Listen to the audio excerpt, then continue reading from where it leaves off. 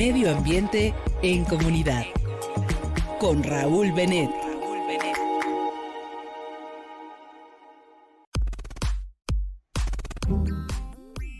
Y bueno, continuamos con Entre Líneas y como cada martes es nuestra cita para hablar acerca del medio ambiente en comunidad. Y para ello recibo con mucho gusto a Raúl Benet. Él es asesor y promotor ambiental y está ya de nueva cuenta para abordar uno de los encuentros climáticos, el más importante, el evento climático más importante del mundo que ya comenzó en Nueva York y es la Semana del Clima 2025. Muy buenos días, Raúl. ¿Qué tal? Buenos días, Adriana. Qué gusto escucharte y qué gusto estar con tu auditorio. Muchas gracias. Muchísimas gracias a ti. Y bueno, estábamos hablando, es el evento climático más importante del mundo, así está considerado, pero preguntarte, Raúl, los temas de los que son urgentes, que sean abordados y que se van a hablar justo en esta conversación, en este encuentro allá en Nueva York, Raúl. Bueno, el objetivo de esta en particular, de esta le llaman el Climate Summit o la cumbre climática, es la más grande, digamos, de este tipo de cumbres que se ha llevado a cabo. Hay miles de eventos, decenas de miles de personas participando, conferencias, exposiciones, ya sabes, todo este tipo de actividad que hay en torno al tema del clima, ¿no? Uno de los temas que son muy importantes, de los principales temas que hay para esta fecha, es que los países empiecen a presentar cuáles son las contribuciones. Se supone que cada una de las naciones tiene que determinar una contribución, un número, digamos, numérica y una serie de medidas de cómo lo va a lograr, pues para reducir las emisiones de gases de efecto invernadero conforme está comprometido y como está, digamos, de alguna manera identificado por la ciencia, ¿no? Entonces, bueno, recordemos que hace unos años hubo pues este foro importantísimo de París que alcanzó un acuerdo histórico, que era el Acuerdo de París, y en ese acuerdo se establecen estas contribuciones de cada nación, estas que se llaman, de hecho se llaman contribuciones nacionalmente determinadas, y cada nación dice qué es lo que va a hacer y cómo lo va a lograr. Y bueno, esto ya ha habido una, ya ha habido dos, esta es la tercera.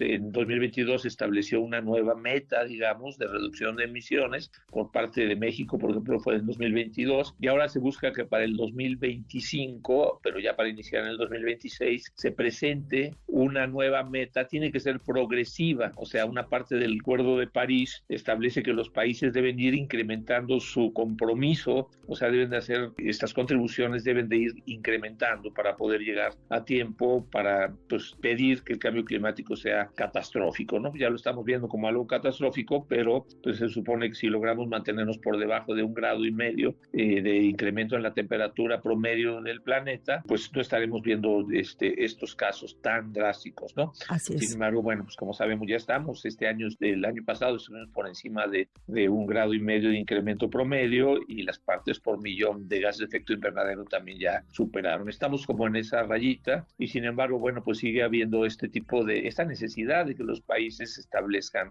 compromisos. Entonces ese es uno de los grandes objetivos de esta cumbre, es que los países expresen cómo es que le van a hacer en esta nueva ronda de compromiso, ¿no? México lleva, bueno, la secretaria de Medio Ambiente, Alicia Bárcena, hizo un planteamiento del que voy a hablar en un momento, muy interesante en ese sentido. Otros de los temas muy importantes, como siempre, es de dónde van a salir los recursos, el financiamiento, ¿no? Y por otro lado, cómo lo vamos a medir, cómo lo vamos a reportar, y bueno, pues también qué va a pasar con aquellos que no cumplan. Digamos que esos son como el tipo de temas que se discuten en esta cumbre, con la intención de que ya en noviembre en Belén, en donde ya van incluso varios presidentes, o muchos, esperamos que vaya, casi seguro que va a ir la presidenta Claudia Sheinbaum, por supuesto está el presidente Lula, etcétera, pero esto va a ser en noviembre, y lo que se está preparando ahorita es ya todo, digamos, para llegar a ese momento, ¿no? Entonces, bueno, lo que presentó la secretaria Alicia Bárcena, por un lado, pues es importante decir que ella ha estado jugando un papel muy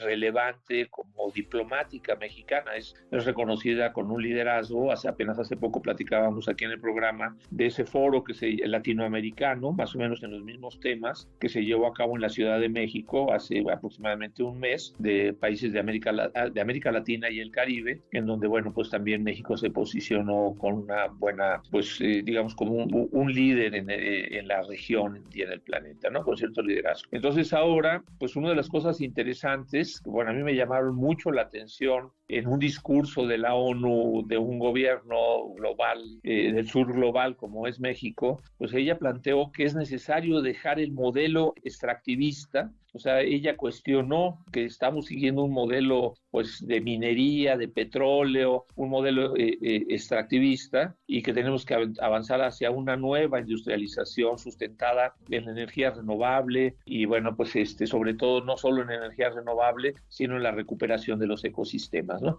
Ella, por ejemplo, tiene un liderazgo mundial, y México lleva un liderazgo mundial cuando se habla de justicia climática, y también se relaciona con justicia social. Ella mencionó, por ejemplo, cómo muchos países están avanzando en una dirección tecnocrática y neoliberal, y como en México, bueno, pues se defiende el importante papel del Estado y el financiamiento del Estado para enfrentar el tema de la crisis climática, y mencionó cómo pues los temas sociales, ¿no? El haber sacado a una cantidad muy importante, a millones de ciudadanos de la pobreza, pues también es una parte de esa justicia social que no podemos separar de la justicia climática, ¿no? Toda una transición que debe de ser justa. Entonces, todo esto creo que incluso expresó la necesidad en todo este tema del contrastar con el modelo neoliberal del pasado. Ella habló de la necesidad de romper con eso que se llamó el consenso de Washington, donde presidentes mexicanos de los últimos sexenios, de hace más de 6 años para atrás, pues estaban totalmente comprometidos y metidos en esos temas, ¿no? Entonces, el hecho de que ella mencionara este cuestionamiento a esto que se llama el modelo neoliberal del consenso de Washington, en ese foro en particular, fue importante que lo mencionara, y fue una de las notas, digamos, que los periodistas que están en torno a esta cumbre pues lo tomaron, ¿no? México se pronuncia para dejar atrás el modelo extractivista, para dejar atrás el modelo neoliberal, el consenso de Washington. México señala que estos son parte de los, digamos, de los responsables de la crisis climática que estamos viviendo. Un cambio de paradigma, ¿hacia dónde? Pero sobre todo una gran pregunta también, ¿de qué forma, Raúl?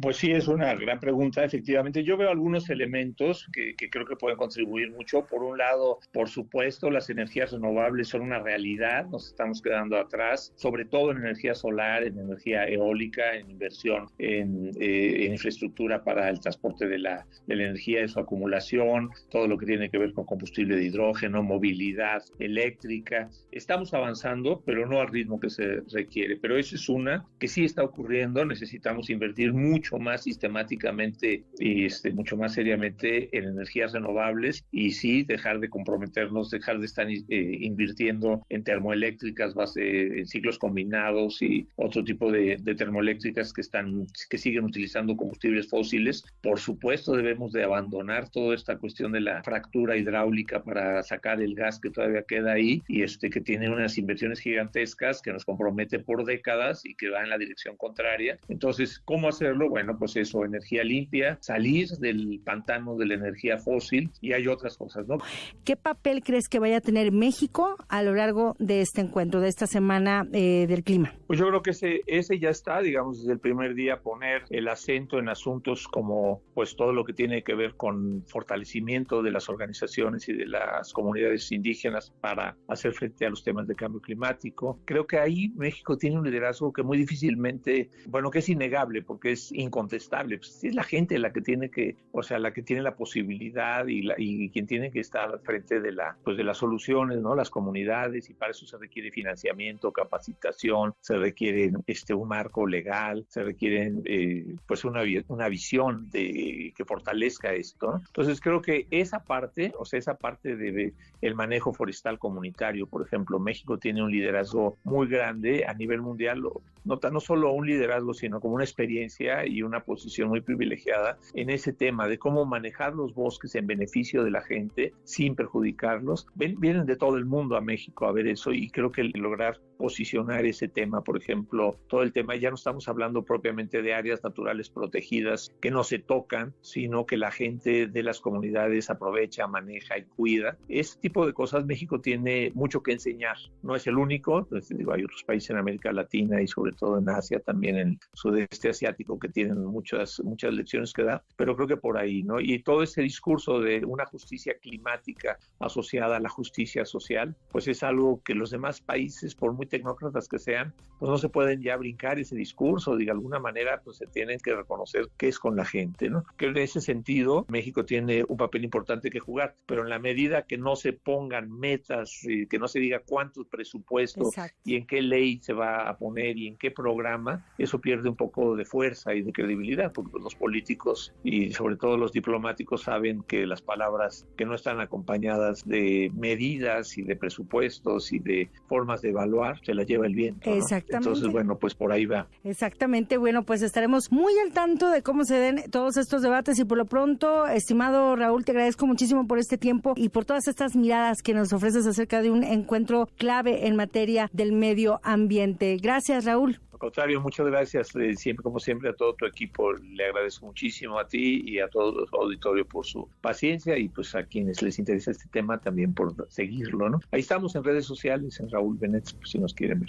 Claro que sí, y también en esta transmisión, en este video que publicaremos en Imer Noticias con esta conversación. Gracias, Raúl. Al contrario, muchas gracias. Hasta la próxima. Hasta la próxima. Y ahí está la cita, como siempre, cada martes necesita con los temas urgentes hablar de la naturaleza, medio ambiente en comunidad. Continuamos.